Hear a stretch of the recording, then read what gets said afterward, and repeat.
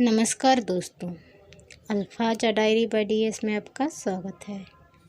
आज मैं आपके लिए सुनाने जा रही हूँ जैनेंद्र कुमार जी द्वारा लिखी कहानी ब्याह है। तो चलिए सुनते हैं। बड़े भाई के बाद अब घर का बोझ मुझ पर पड़ा, लेकिन मुझे इसमें दिक्कत नहीं हुई। सेशन जज हूँ, 700 रुपये मासिक पाता हूँ और घर में मुकाबले की कोई नहीं है। माँ सेवा और आज्ञानुसरण के अतिरिक्त और कुछ नहीं जानती, और पत्नी जितनी ही कम शिक्षिता है उतनी ही ज़्यादा प्रति प्राण है। किंतु भाई साहब, जिसे अपने अंतिम समय में ख़ास तौर से बोझ बताकर मुझे सौंप गए, इसके संबंध में मुझे अवश्य सतर्क और चिंतित रहना पड़ता है। ललिता मैट्रिक पास करने के साथ अपना 16वां साल पार कर चुकी है। भाई साहब अपने जीवन काल में इसे जहाँ तक हो वहाँ तक पढ़ाना चाहते थे। शायद कारण यह हो कि खुद बहुत कम पढ़े थे, किंतु आखिरी समय आश्चर्य है, उन्होंने ललिता की शिक्षा के बारे में तो कुछ हिदायत न दी। कहा तो यह कहा कि देखो, ललिता का ब्याह जल्दी कर देना, मेरी बात टालना मत, भूलना मत। अब भाई साहब की अनुपस्थिति में ललिता को देखते ही उनके उपयुक्त शब्द बड़ी बेचैनी के साथ भीतर विद्रोह करने लगते हैं। मैं उन्हें भीतर ही भीतर खूब उलटता पलटता हूँ। जानना चाहता हूँ यह क्यों कहा, मेरा क्या कर्तव्य है। ललिता को बड़ी जिज्ञासा, बड़ी चिंता से देखता हूँ। शायद उन शब्दों का ललिता के व्यक्तित्व से कोई सामंजस्य है। फिर रह रह कर यह बात मन में आती है, संभव है भाई साहब ने समझा हो मैं पीछे ललिता को ठीक प्यार, संभाल और अपनेपन के साथ नहीं रख पाऊँगा, और इसलिए ऐसा कहा हो। जब यह बात मन में उठती है तो भाई साहब पर बहुत क्रोध आता है। उन्होंने बेभरोसे का आदमी समझा, जैसे उनका सगा, उन्हीं का पाला पोसा और पढ़ाया लिखाया नहीं हूँ। परंतु ऐसी बात सोचकर मैं ललिता के ब्याह के बारे में व्यग्र और उद्विग्न नहीं हो उठता। सोचता हूँ भाई साहब की मंशा पूरी करने का काम अब मुझ पर है। ललिता को खूब पढ़ाऊँगा और खूब धूमधाम से उसका विवाह करूँगा। दिया लेकर ऐसा लड़का ढूँढूँगा जो दुनिया में एक हो। हमारी ललिता ऐसी जगह जाएगी कि भैया स्वर्ग में खुशी से फूले उठेंगे, और जल्दी नहीं। इस तरह ललिता का पढ़ना जारी रहा। BA में पहुँचेगी तब कहीं ब्याह की बात सोचूँगा। ललिता भी हमारे घर में एक अजीब लड़की है, कुछ समझ में नहीं आता। जाने कैसे मैट्रिक फर्स्ट क्लास में पास कर गई। जब पढ़ने में इतनी होशियार है तब व्यवहार में क्यों इतनी अल्हड़ है। उसे किसी बात की समझ ही नहीं है। लोग कुछ कहें, कुछ समझें, जो मन में समाया उसे वह कर ही गुजरती है। नौकर हो सामने और चाहे अतिथि बैठा हो, उसे जोर की हंसी आती है तब वह कभी उसे ना रोक सकेगी। गुस्सा उठेगा तब उसे भी बेरोक निकाल बाहर करेगी। सबके सामने बेहिचक मुझे, चाचा को चूमकर प्यार करने लगती है, और मेरी ही तनिक सी बात पर ऐसा तनक उठती है कि बस। हंसती तो वह खूब है, गुस्सा तो उसका 8वां हिस्सा भी नहीं करती होगी। हाँ, जब करती है तब करती ही है, फिर चाहे कोई हो, कुछ हो।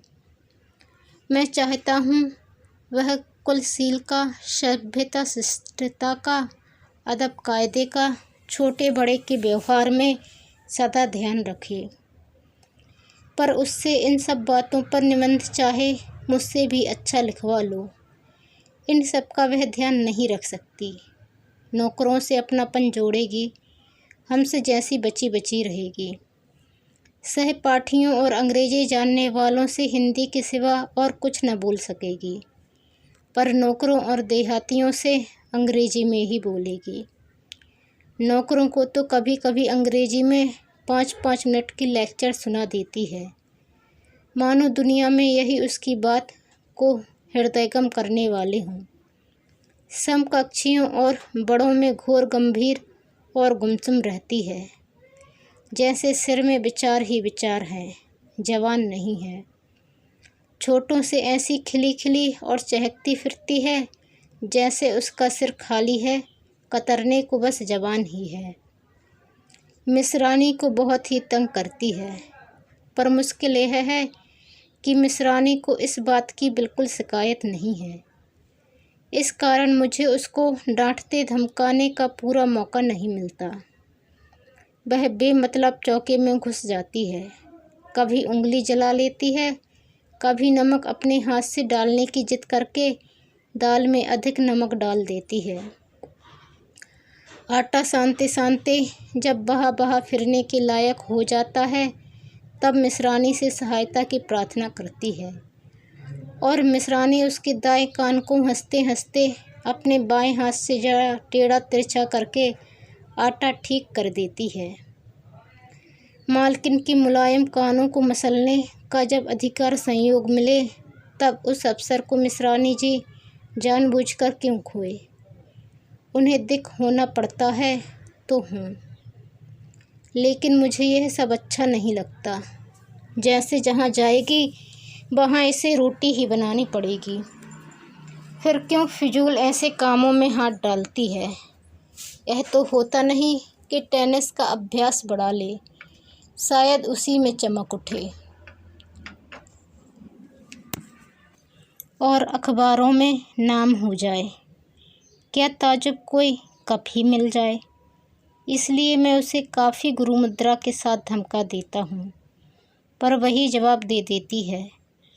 अगर मेरे निज की लड़की इस तरह मुझे जवाब देती तो मैं थप्पड़ से उसका मुँह लाल कर देता। फिर ललिता के मुँह से जवाब सुनकर ना मुझे ज़्यादा गुस्सा होता है, ना बहुत अचरज। गुस्सा होता भी तो मैं कुछ कर भी तो नहीं सकता। मेरे समीप वह भाई साहब की स्मृति है, उसकी प्रतिमूर्ति है, इसलिए उसका जवाब सुनकर मैं चुप रह जाता हूँ। यह लड़की जरा भी दुनिया नहीं समझती। वह समझती यह है कि उसकी कोर्स की किताबों में उसके कल्पना क्षेत्र में ही सारी दुनिया बंद है। उससे बहस कौन करे, कुछ समझती ही नहीं, करे अपनी जी का। पर डिक हमारे ज़िले के डिप्टी कमिश्नर का लड़का है।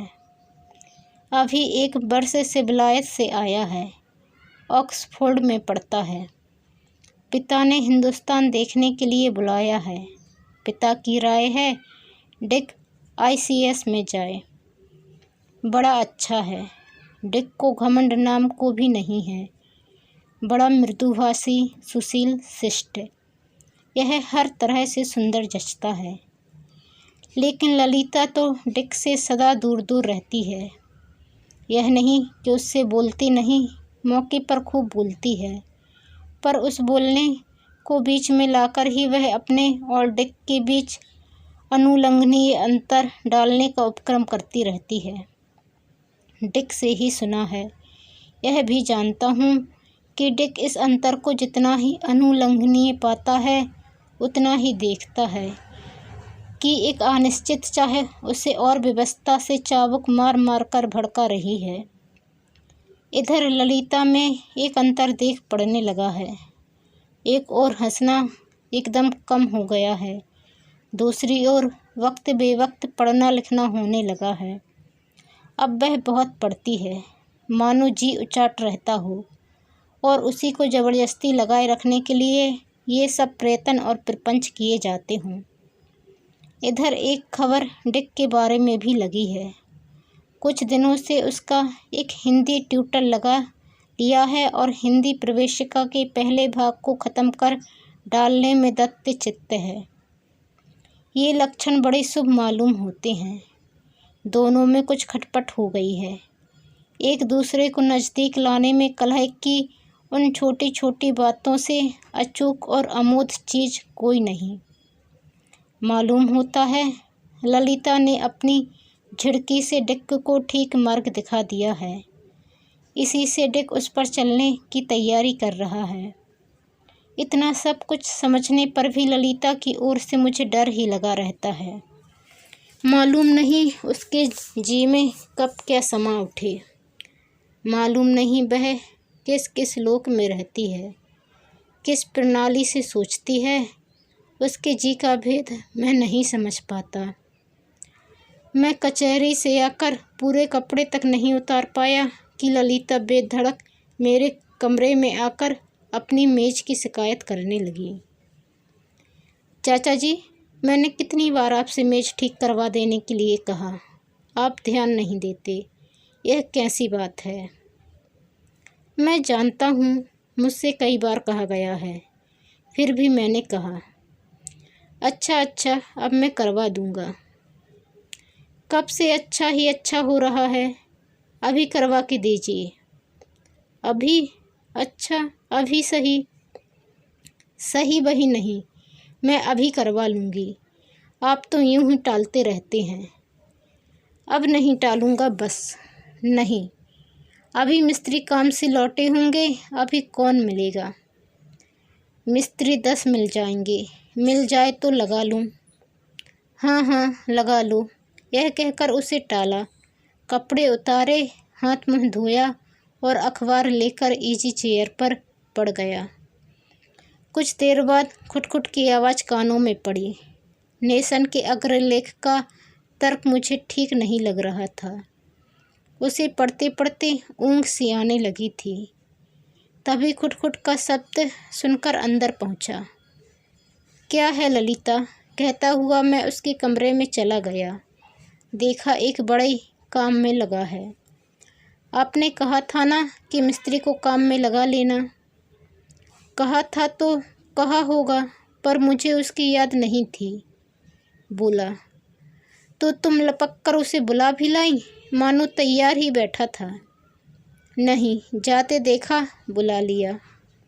दिन भर काम करके घर लौट रहा होगा, सो तुमने बुला लिया। बेचारे मजदूर पर कोई दया नहीं करता। तुम्हारा क्या होगा? कोई बेगार थोड़े ही है, उजरत भी तो दी जाएगी। यह तो इसमें खुश भी होगा। मुड़कर उसने मिस्त्री से पूछा, क्यों बाबा? मिस्त्री बूढ़ा सिख था। बड़ी लंबी सफ़ेद दाढ़ी थी। सफ़ेद ही साफा था। आँखों में स्नेह और दीनता का रस था। ललिता का प्रश्न सुनकर उसने ऐसे देखा मानो उसकी आँखों में की दीनता और स्नेह एकदम झलक आए हैं। ललिता सिहर सी लहरा दी। उसने कहा, नहीं बेटी, मुझे सवेरे से कोई काम नहीं मिला। मेरा घर यहाँ नहीं है, बहुत दूर है। पेशावर तुमने सुना होगा, उसके पास अटक है। अटक के पास मेरा घर है। दरिया सिंध इसको छूकर बहता है। मैं यहाँ आज ही आया हूँ। काम न मिलता तो जाने मेरा क्या होता। दरिया सिंध के किनारे वाले हिंदुस्तान के छोर पर के गांव से यह बुढ़ा सिख नर्मदा के किनारे के हिंदुस्तान के बीचों बीच बसे हुए इस होशंगाबाद में इस प्रकार बेपैसे किस आफत का मारा आ पहुँचा, यह सब जानना मुझे आवश्यक न जान पड़ा। अब ललिता ने कुदेर कुदेर कर उसकी कहानी पूछी। मैंने भी सुनी। जब वह बुढ़ा नहीं था, जवान था, तब की बात है। दरिया में बाढ़ आ गई, झोपड़ा बह गया, खेत डूब गए।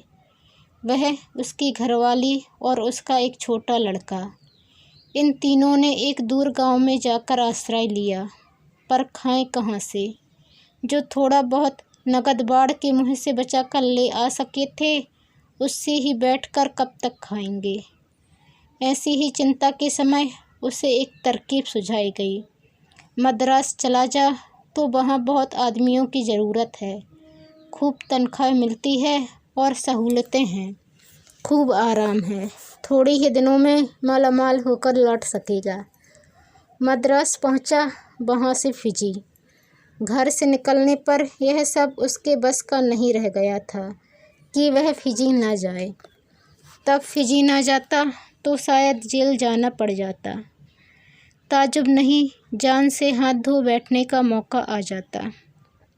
फिजी में काम किया, पीछे से वहाँ कमाने का मौका हो सकता था, पर बच्चे की घरवाली की याद ने वहाँ रहने न दिया। जहाज़ के टिकट भर का पैसा पास होते ही वह चल दिया। मद्रास आया। आरी और वसूलों की सहायता से उसने मद्रास में 1 महीने तक अपना पेट भरा और उनसे ही 1 महीने में बम्बई जाने तक का किराया जुटाया। बम्बई में जैसे तैसे पेट तो भर सका। लाख कम खाने, 1000 ज़्यादा करने पर भी वह ऊपर से कुछ न जुटा सका। आखिर लाचार बेटिकट चल दिया। होशंगाबाद में टिकट वालों ने उतार दिया। वहाँ से वह अपने औजार संभाले चला आ रहा था। बहुत समझो, उसकी वह पूंजी रेल वालों ने छोड़ दी। कहानी सुनकर बूढ़े पर दया करने को मेरा जी चाहा। पूछा, ललिता, इसे कितने में तय किया था? ठहराया तो कुछ नहीं। नहीं ठहराया? नहीं। अच्छा, जो ठहराया जाए उससे 1 आना ज़्यादा देना। मुझसे अच्छा कहकर सिक्के से उसने पूछा, बाबा तुम यहाँ रहोगे? ना बेटी। क्यों बाबा? घर तो अपना नहीं है। घर क्या छोड़ा जाता है? फिर बच्चे को कब से नहीं देखा? 20 साल हो गए। बाबा क्या पता वह मिलेगा ही। 20 बरस थोड़े नहीं होते। हाँ क्या पता, पर मैंने अपने हिस्से की काफ़ी आफत भुगत ली है। परमात्मा अब इस बुढ़ापे में उसका बचा खुचा नहीं छीन लेंगे। मुझे पूरा भरोसा है वह मुझे ज़रूर मिलेगा। हाँ, उसकी माँ तो शायद ही मिले। ललिता के ढंग से जान पड़ा। वह इतनी थोड़ी सी बात करके संतुष्ट नहीं हुई। वह उस बुढ़े से और बात करना चाहती है, पर मुझे तो समय वृथा नहीं गंवाना था। मैं फिर 1 आना ज़्यादा देने की हिदायत देकर चला आया। यह बुढ़ा तो धीरे धीरे मेरे घर से हिलने लगा। ज़्यादातर घर पर दिखता, किसी न किसी चीज़ को ठीक करता। उसने घर के सारे बक्सों को पॉलिश से चमकाकर नया बना दिया। नई नई चीज़ें भी बहुत सी बना दी। वह ललिता का विशेष कृपा पात्र था और ललिता उसकी विशेष कृतज्ञता पात्र थी। उसने एक बड़ा सिंगारदान ललिता को बनाकर ललिता को दिया और कैश बक्स मेरे लिए। हैट स्टैंड, खूंटियाँ वगैरह चीज़ें बना कर दी। मैंने भी समझा कि वह अपने लिए इस तरह खामखा मजदूरी बढ़ा लेता है। चलो, इसमें गरीब का भला ही है, लेकिन हर एक चीज़ की हद होनी चाहिए। गरीब की भलाई की जहाँ तक बात है वहाँ तक तो ठीक, पर उनसे दोस्ती सी पैदा कर लेना, उसको अपना ही बना बैठना, यह भी कोई बुद्धिमानी है? पर अल्हड़ ललिता यह कुछ नहीं समझती। उसका तो अब ज़्यादा समय उस बुढ़े से ही छोटी मोटी चीज़ें बनवाने में, उससे बातें करने में बीतता है। मैं यह भी देखता हूँ कि बुढ़ा दीनता और उम्र के अतिरिक्त और किसी बात में बुढ़ा नहीं है। बदन से खूब हट्टा कट्टा है, खूब लंबा चौड़ा है। दाढ़ी मूँछों से भरा हुआ उसका चेहरा एक प्रकार की शक्ति से भरा है। यह मुझे अच्छा नहीं लगता। इसलिए मैंने उसे एक दिन बुलाकर कहा, बुढ़े अब गांव कब जाओगे? गांव कैसे जाऊंगा जी? गांव क्यों जी? देखो, थोड़ी बहुत मदद की ज़रूरत हो मैं कर दूंगा, पर तुम्हें अब अपने बच्चे के पास जाना चाहिए और यहाँ जब काम होगा बुला लूँगा। तुम्हारा फिजूल आना जाना ठीक नहीं। बुढ़ा इस पर कुछ नहीं बोला, मानो उसे स्वीकार है। उसके बाद वह घर पर बहुत कम दिखता। एक बार आया, तब मैंने जवाब तलब किया, बुढ़े क्यों आए, क्या काम है? जी बिटिया ने बुलाया था। बिटिया? कौन बिटिया? वही आपकी। देखो बुढ़े, गुस्ताखी अच्छी नहीं होती। इस पर बुढ़ा बहुत कुछ गिड़गिड़ाया। गुस्ताखी नहीं, गुस्ताखी। और उसने बहुत सी शपथें खाकर विश्वास दिलाया कि वह कभी अपने हमारे बराबर नहीं समझ सकता। आप तो राजा हो, हम किंकर नाचीज हैं, और वह तो मालकिन हैं, साक्षात राजरानी हैं। आदि और अंत में धरती पर माथा टेककर वह चला गया। बुढ़े की ओर से मुझे मुक्ति मिली, पर उसी रात को मेरे पास आया डिक। उसने बताया कि वह हिंदी शिक्षावली 2 भाग ख़त्म कर चुका है। वह और भी जो ललिता की आज्ञा हो करने को तैयार है। वह अब जल्दी ही इंग्लैंड वापस चला जाएगा, पर ललिता के बिना कैसे रहेगा। उसने अपने पैसे के, अपनी योग्यता के, अपनी स्थिति के, अपने बड़प्पन के वर्णन संक्षेप में पेश किए, अपना प्रेम बताया और उसके स्थायित्व की शपथ खाई।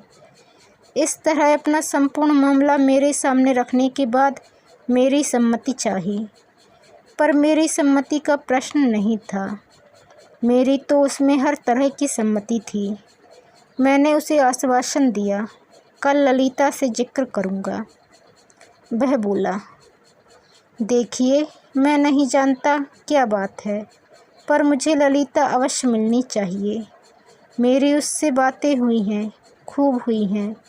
वह मेरे गोरेपन से घबराती है, पर मैं उससे कह चुका हूँ, आपसे कहता हूँ कि इसमें मेरा दोस्त तो है नहीं। फिर मैं हिंदी सीखता जा रहा हूँ। वह कहती है, मुझ में और उसमें बहुत अंतर है। मैं मानता हूँ है, ना होता तो बात ही क्या थी, पर हम एक हुए तो मैं कहता हूँ सब अंतर हवा हो जाएगा। वह जो चाहेगी सो ही करूँगा। मैंने उसे विश्वास दिलाया, मैं अपने भरसक प्रयत्न करूँगा।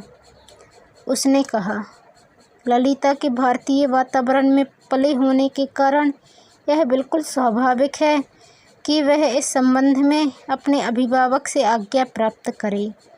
इसलिए उसने मुझसे कहना ठीक समझा। मैंने उसे फिर विश्वास दिलाया और वह मेरी चेष्टा में सफलता की कामना मनाता हुआ चला गया। अगले रोज़ ललिता से जिक्र छेड़ा। मैंने कहा, ललिता, रात में डिक आया था। ललिता चुप थी। तुम जानती हो वह क्या चाहता है? तुम यह भी जानती होगी कि मैं क्या चाहता हूँ। वह चुप थी, वह चुप ही रही। मैंने सब ऊंच नीच उसे बताया, अपनी स्पष्ट इच्छा, यदि आज्ञा हो सके तो आज्ञा जतला दी। ऐसे संबंध का औचित्य प्रतिपादन किया। संक्षेप में सब कुछ कहा। मेरी बात खत्म न हो गई तब तक वह गंभीर, मुँह लटकाए, एक ध्यान, एक मुद्रा से निश्चय खड़ी रही। मेरी बात खत्म हुई कि उसने पूछा, बाबा को आने से आपने मना किया था? कहाँ की बात कहाँ? मैं समझ नहीं पाया। कौन बाबा? वही बुढ़ा सिख मिस्त्री। हाँ, मैंने समझाया था उसे फिजूल आने की ज़रूरत नहीं। तो उनसे, डिक से कहिए, मैं अपने को इतना सौभाग्यवती नहीं बना सकती। मुझ नाचीज़ की फिक्र छोड़ें, क्योंकि भाग्य में मुझे नाचीज़ ही बने रहना लिखा है। मुझे बड़ा धक्का लगा। मुँह से निकला, ललिता, उनसे कह दीजिएगा बस। यह कहकर वह चली गई। मैं कुछ न समझ सका। अगले रोज़ कचहरी से लौटा तो घर पर ललिता न थी।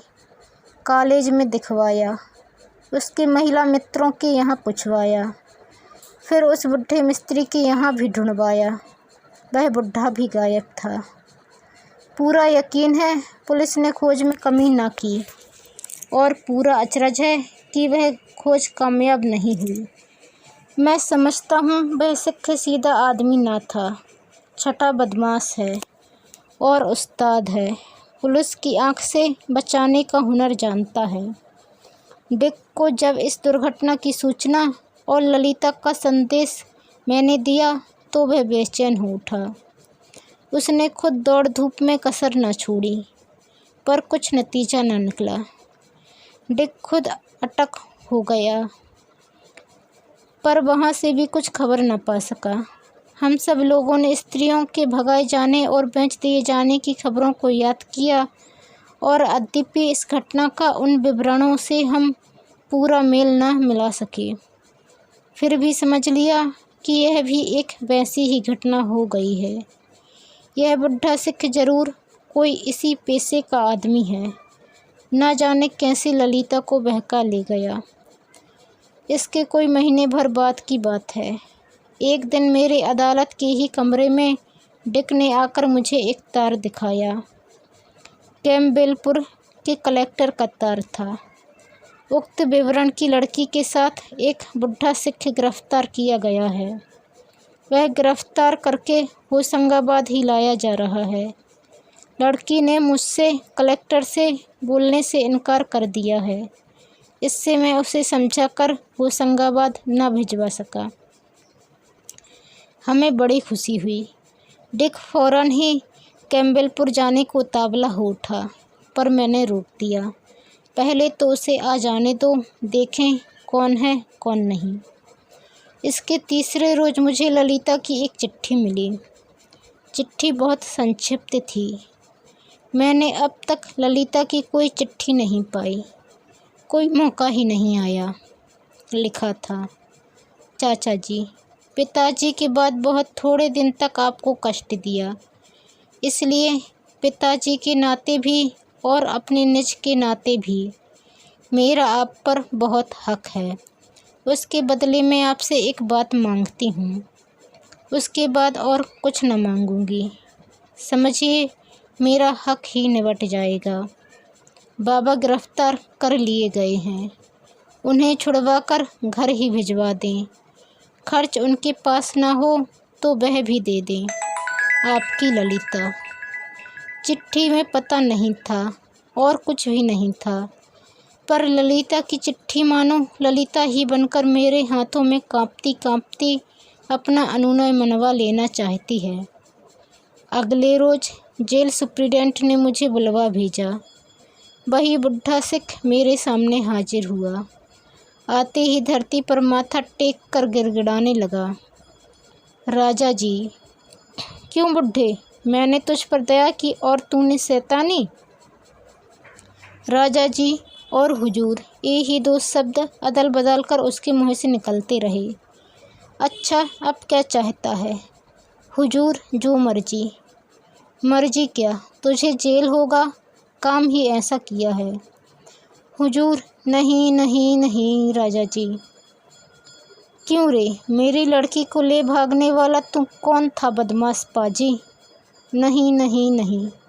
उसके बिना कहे मैं समझता जा रहा था कि वह किन्हीं विकट लाचारियों का शिकार बनाया गया है, लेकिन उस घटना पर जो क्षोभ मुझे भुगतना पड़ा था वह उतारना तो चाहिए किसी पर, इसलिए उसे मैंने काफ़ी कह सुन लिया। फिर उसे रिहा कर देने का बंदोबस्त कर दिया। छूटकर वह मेरे ही घर आया। मालिक राजा जी। उसकी गिड़गिड़ाहट में से मैंने परिणाम निकाला। वह खाली हाथ है, किराए का पैसा चाहता है, परंतु वह घर चला जाएगा, नहीं तो उससे नौकरी या मजदूरी करवा ली जाए। मैंने उसे घर पर ही रहकर काम करने का हुक्म दिया। डिक को मैंने सूचना दी। वही बुढ़ा सिख आ गया। डिक ने कहा, उसे छुड़ा लो, उसे साथ लेकर उसके गांव चलेंगे। हाँ ज़रूर। अभी हम बुढ़े को साथ लेकर चल दिए। हमने देखा बुढ़ा बिल्कुल मनहूस नहीं है। बड़प्पन के आगे तो वह निरे दीन हो जाता है, पर अगर उससे सहानुभूतिपूर्वक बोला जाए तो वह बड़ा खुशमिजाज बन जाता है। उसने सफ़र में तरह तरह से हमारी सेवा की, तरह तरह के किस्से सुनाए, लेकिन उस खास विषय पर किसी ने जिक्र नहीं उठाया। मानो वह विषय सबके हृदय के इतने समीप है कि जरा उंगली लगी तो वह कसक उठेगा। सिंध गहराता हुआ बह रहा है और हम स्लेट के पत्थरों के बीच एक पगडंडी से चुपचाप जा रहे हैं पैदल। एक छोटे से गांव के किनारे हम आ गए। 25-30 घर होंगे। नीचे छतें हैं, उनसे भी नीचे द्वार। शाम हो गई है। हरित भीमकाय उत्तुंग पर्वतमालाओं की गोद में इस प्रशांत संध्या में यह खेड़ा इस अजय प्रवाह से बहते हुए सिंध के किनारे, विश्व के इस एकांत, शांत, अज्ञात और गुपचुप छिपे कोने में मानो दुनिया की व्यवस्था और कोलाहल के प्रतिवाद स्वरूप विश्राम कर रहा है। प्रकृति स्थिर, निमग्न, निश्चेत, मानो किसी सजीव राग में तन्मय हो रही है। यह खेड़ा भी मानो उसी राग से मौन समारोह में योग दे रहा है। इन मुट्ठी भर मकानों से अलग टेकड़ी सी ऊंची जगह पर एक नया सा झोपड़ा आया और बुढ़े ने हमें खबरदार कर दिया। बुढ़े ने उंगली ओंठों पर रख संकेत किया, हमको यहीं चुप ठहर जाना चाहिए। हम तीनों खड़े हो गए, मानो सांस भी रोक लेना चाहते हैं, ऐसे निस्तब्ध भाव से। नई आवाज़ आई, अभी नहीं, सबक ख़त्म कर दो तब चलेंगे। अहो, ललिता की आवाज़ थी। डिक का तो कलेजा ही उछलकर मुंह तक आ गया, पर हम सब ज्यों के त्यों खड़े रहे। एक भारी अनपढ़ दबी, मानो आज्ञा के बोझ से दबी आवाज़ में सुनाई पड़ा, दिस इज अ चेयर। हाँ चेयर, ठीक चेयर, गो ऑन। 2-3 ऐसे लड़खड़ाते वाक्य और पढ़े गए और उसी प्रकार उन पर दाद दी गई। फिर उसी बारीक उकसाती हुई और चाह भरी आवाज़ में सुन पड़ा, अच्छा जाने दो, छोड़ो, चलो दरिया चलें, लेट्स गो। हम ओट में छिप रहे। दोनों निकली, ललिता और वह कौन है? शक्ल ठीक नहीं देख पड़ी, पर देखा खूब डील डॉल का जवाब है। पुट्ठे भरे हैं, चाल में धमक है, पर सब में सादगी है। ललिता उसके बाएं हाथ की उंगलियां थामे हुए थी, उन्हीं उंगलियों से खेलती चली जा रही थी। मैंने बुढ़े से पूछा, वह कौन है? मेरा लड़का, पुरुष है, शायद पुरुष है, वह ठीक से ना बोल सका हूँ। तब उसने बुढ़े से कहा, आओ चलें देखें। हम चुपचाप उसके साथ चले। सिंध सामने ही तो है। एक बड़ी सी चट्टान के पास ऐसे खड़े हो गए कि उन दोनों की निगाहों से बचे रहें। यू पोरस, वह क्या बह रहा है? लाओगे? ला सकते हो? Can you? वह क्या बात, लो। ऊंची धोती पर एक लंबा सा कुर्ता तो पहने ही था, उतारा और उस सिंध के हिंस्त प्रवाह में कूद पड़ा। लकड़ी का टुकड़ा था, किनारे से 15 गज दूर तो होगा। हमारे देखते देखते ले आया। हंसता दौड़ता आया ललिता के पास, बोला, ले आया बस, पर दूंगा नहीं। इतना कहकर फिर उसने वह लकड़ी भरपूर रूप से धार में फेंक दी। ललिता ने कहा, यू नॉटी। मैं अपने को संभाल न सका, चट्टान के पीछे से ही बोल पड़ा, यू नॉटी एस्ट। और बोलने के साथ ही हम तीनों उसके सामने आविर्भूत हो पड़े। Hello uncle, and oh hello you Dick, how do you do dear Dick, and oh my dear father, what luck. कहकर उसने बुढ़े का हाथ चूमकर पहले अभिवादन किया। See you my Porus Dick, king Porus of history, mind you, is he not as fair as you. Dick को वक विमूढ़ छोड़ पोरस की ओर मुड़कर इंट्रोडक्शन देते हुए कहा, माई अंकल, मेरे चाचा, and that my dear friend Dick, और वह डिक, मेरा खूब प्यारा दोस्त। घुटने से ऊपर लाई हुई गीली धोती और नंगा बदन। पोरस डिक अंग्रेज और मुझ जज के सामने इस परिचय पर हंस दिया, मानो उसे हमारा परिचय खुशी से स्वीकार है। रेख अभी नहीं फूटी है, बदन और चेहरा भरा पूरा है, आंखें भोलेपन और खुशी से हंस रही हैं। मुझे यह मानव मूर्ति स्वस्थ और सुख और प्रसन्नता से खिली हुई, मानो गढ़ी हुई यह प्रकृति मूर्ति अरुचिकर न जान पड़ी। पोरस, चाचा को सर नवाओ। उसने दोनों हाथ जोड़कर समस्त सिर झुका दिया। तब डिक का हाथ बढ़ा, पोरस का हाथ बढ़ा। पोरस का हाथ सेक करते हुए कहा, पोरस, तुम राजा है, हम हारता है और हम खुश है। पोरस का हाथ वैसे ही थामे हुए ललिता की ओर मुड़कर कहा, Lalita dear, I congratulate you on your treasure, on your victory, on your king. In truth I do hear my hand. और ललिता का हाथ झकझोर दिया। लॉन्ग लिव पोरस, आई से, एंड आई बी सेव्ड। दोस्तों, आपको ये कहानी कैसी लगी कमेंट कर ज़रूर बताएं। चैनल पर नए आए हैं तो प्लीज़ चैनल को सब्सक्राइब कर बेल आइकन को क्लिक कर लें। वीडियो पसंद आने पर लाइक और शेयर करना ना भूलें। धन्यवाद।